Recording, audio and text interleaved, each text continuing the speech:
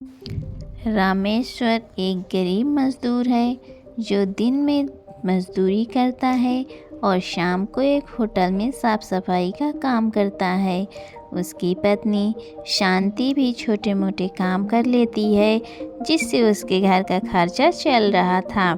लेकिन वो अपने बच्चों की अच्छी शिक्षा दिलाकर उनका भविष्य सुधारना चाहते थे। रामेश्वर ये कभी नहीं चाहता था कि उसके बच्चे भी बड़े होकर मजदूरी करें, लोगों की गालियाँ खाएं और 2 वक्त की रोटी के लिए दिन भर अपनी हड्डियों को तोड़ते रहें। फिर भी किसी दिन खाने को नसीब होता या किसी दिन भूखे पेट ही सोना पड़ता। रामेश्वर के हालात पहले ऐसे नहीं थे। वो ऑटो रिक्शा ड्राइवर था जिससे उसकी आमदनी ठीक ठाक हो जाती थी। कोरोना की महामारी में उसका ऑटो का काम बंद हो गया। रोज़ कमाने वाला आदमी कितने दिनों बैठकर खा सकता है या कितने दिनों की जमा पूंजी रख सकता है। जो भी था सब खत्म हो गया। अंत में अपने परिवार के भरण पोषण के लिए उसने अपनी रोजी रोटी का एकमात्र सहारा अपना ऑटो भी उसे बेचना पड़ा। जब हालात में कुछ सुधार हुए तो सोचा कि बड़े शहर में जाकर कुछ दिन मेहनत मजदूरी करके फिर से कुछ पैसे जोड़कर ऑटो ले लूं तो सब ठीक हो जाए। यही सोचकर रामेश्वर शहर आ गया अपने परिवार के साथ। रोज़ सुबह हजारों मजदूरों के साथ चौराहे पर खड़ा हो जाता कि कोई काम मिल जाए, लेकिन मजदूर को रोज़ काम और भरपेट भोजन मिले इस बात की तो कोई गारंटी नहीं होती। वहीं रामेश्वर के साथ भी होता, किसी दिन काम मिलता किसी दिन नहीं मिलता। रोज़ शाम उसके घर आने का इंतज़ार होता कि शाम को रामेश्वर घर आएगा, कुछ कमा कर तो घर का चूल्हा जलेगा, नहीं तो पानी पीकर ही गुजारा करना पड़ेगा। इसी तरह धीरे धीरे सब चल रहा था। रामेश्वर दिन में तो काम मिलने पर मजदूरी करता, लेकिन मजदूरी के पैसों से वो अपने बच्चों और परिवार का पेट भरता या उनकी पढ़ाई लिखाई करवाता। इसलिए उसने शाम के 6 बजे से रात 2 बजे तक एक होटल में काम करना शुरू कर दिया। बच्चे भी पास के सरकारी स्कूल में पढ़ने जाने लगे। समय कट रहा था कि ठंडी की एक ठिठुरती रात थी। एक पुराने से कंबल में रामेश्वर सिर से मुंह तक छिपाए ठंड से बचने की कोशिश कर रहा था। उसे ऐसा लग रहा था जैसे कि उसके सारे शरीर में बर्फ जम गई है।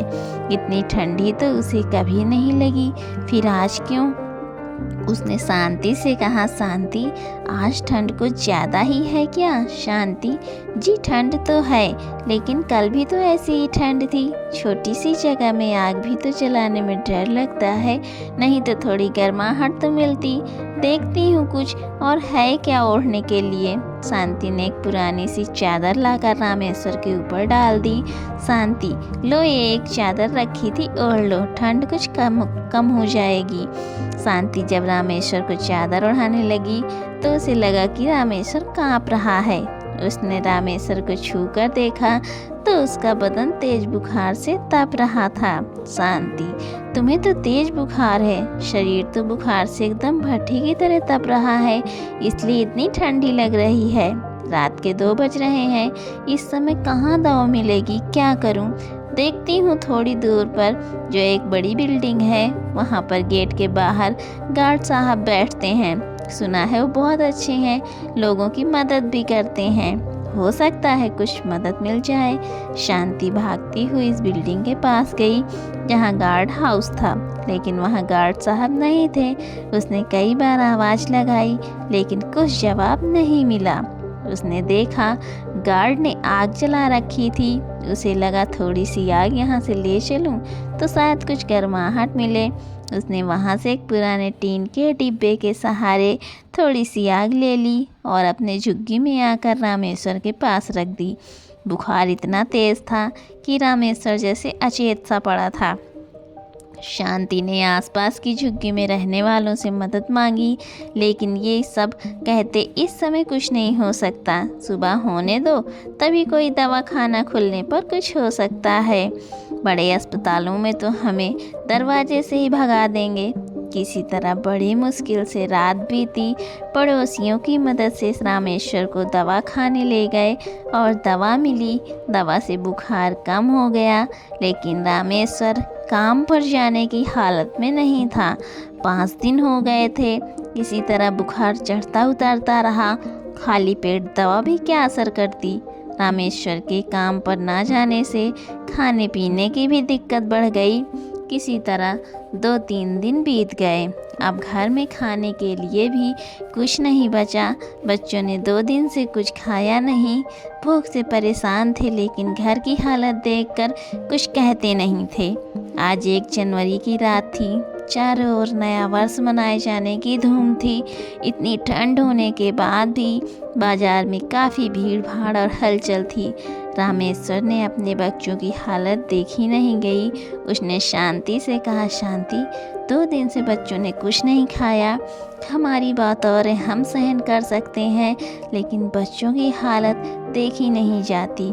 मैं होटल जा रहा हूँ। आज वहाँ भीड़ भाड़ भी ज़्यादा होगी, तो कुछ ज़्यादा पैसे भी मिल जाएंगे और खाने को भी कुछ मिल जाएगा। शांति, लेकिन तुम्हारी तबीयत अभी ठीक नहीं हुई।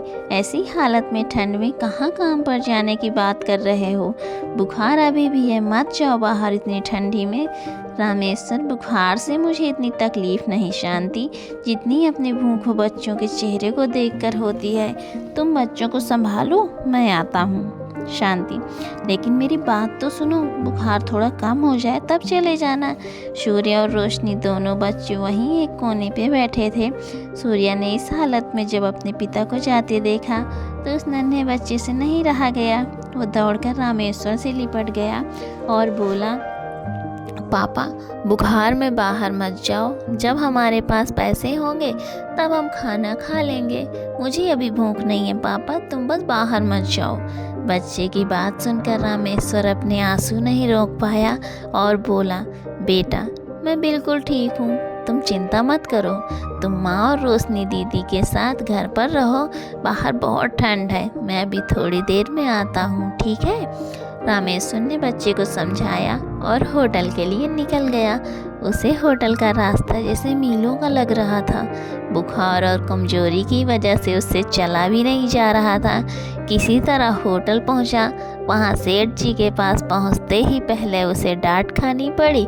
सेठ ने कहा, उसने दूसरा आदमी रख लिया है, तुम जा सकते हो। रामेश्वर के बहुत मिन्नत करने और गिड़गिड़ाने पर सेठ ने उसे वापस काम पर रख लिया। होटल में ज़्यादा ग्राहकों के आने से काम भी ज़्यादा बढ़ गया था, इसलिए आदमी की आवश्यकता तो थी ही। सेठ ने उसे काम पर रख लिया। सेठ ने कहा, ठीक है, मैं तुम्हें काम पर वापस रख लेता हूँ। आज साफ सफाई का काम बाद में होगा, भीड़ ज़्यादा है तो जाकर रसोई में तंदूर वाले की मदद करो, वो अकेला है और संभाल नहीं पा रहा है। रामेश्वर ने सेठ जी को धन्यवाद किया और जल्दी से रसोई में पहुंच गया। तंदूर के पास एक आदमी जल्दी जल्दी हाथ चला रहा था, क्योंकि ऑर्डर ज़्यादा थे और वो अकेला परेशान हो गया था। तभी रामेश्वर उसके पास पहुंचा और बोला, भैया, सेठ जी ने आपकी मदद करने के लिए कहा है। तंदूर पर काम करते उस आदमी ने सिर उठाकर उसकी तरफ देखा और मुस्कुराकर बोला, अरे रामेश्वर, तुम बड़ा अच्छा हुआ आ गए, बहुत मदद मिल जाएगी। आज फिर भीड़ भी ज़्यादा है और ज़्यादा ग्राहक होने से कमाई भी अच्छी हो जाती है। चलो अब मेरी मदद में लग जाओ। रामेश्वर ने तुरंत अपनी सदरी एक तरफ रखी और काम में लग गया। थोड़ी देर बाद तंदूर पर पहले से काम कर रहे उस आदमी ने कहा, रामेश्वर भाई, तुम फटाफट रोटियां तंदूर में लगा दो, मैं ज़रा बाथरूम से आता हूँ। रामेश्वर भी तेजी तेजी हाथ चलाने लगा, क्योंकि ऑर्डर की लाइन लगी थी। एक तो तेज बुखार और 2 दिन से कुछ ना खाने की वजह से उसे अचानक से सिर में ज़ोर से चक्कर आ गया और वो तंदूर पर रोटियां लगाते लगाते गिर पड़ा। उसे इस तरह गिरा देखकर वहाँ काम कर रहे और लोग उसकी मदद के लिए दौड़े, लेकिन तब तक देर हो चुकी थी। यमराज तंदूर का रूप धारण कर उसके प्राणों का हरण कर चुके थे। चारों तरफ अचानक से डर और अफरा तफरी का माहौल हो गया। सेठ जी ने तुरंत पुलिस और एम्बुलेंस को खबर दी और रामेश्वर को अस्पताल ले गए, लेकिन अब उससे कोई फ़ायदा नहीं, क्योंकि रामेश्वर तो पहले ही अपने प्राण गंवा चुका था। अपनी सारी परेशानियों और कष्टों से मुक्त होकर वो इस संसार से विदा ले चुका था, लेकिन वहाँ झुग्गी में उसका भूखा परिवार उसके आने की राह देख रहा था। तो दोस्तों, कैसी लगी आज की ये दर्द भरी कहानी? उम्मीद करती हूँ कि आपको ये कहानी अच्छी लगी होगी। तो अगर कहानी आपको अच्छी लगी है तो प्लीज़ मेरे चैनल को सब्सक्राइब करिए और मेरे वीडियो को अंत तक ज़रूर देखा करिए। वीडियो में अंत तक बने रहने के लिए आपका बहुत बहुत धन्यवाद। मिलती हूँ आपसे अगली कहानी में, तब तक अपना ख्याल रखें।